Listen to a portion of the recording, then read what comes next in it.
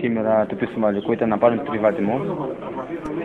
Βρισκόμαστε πίσω από το σκορ, αλλά μετά καταφέραμε να γυρίσουμε το σκορ. Ήταν πολύ σημαντική η νίκη σήμερα, γιατί ήθελαμε πολύ το τριβάτιμο. Πλέον η συνέχεια στον όμιλο στα play-off αλλάζει, είναι όλες οι ομάδες κοντά πλέον. Εντάξει, γι' αυτά ήθελαμε να πάρουμε το τριβάτιμο σήμερα. Σίγουρα έχουμε ακόμα παιχνίδι μπροστά μας και θα σκεφτούμε τώρα το αγώνα της Κυριακής.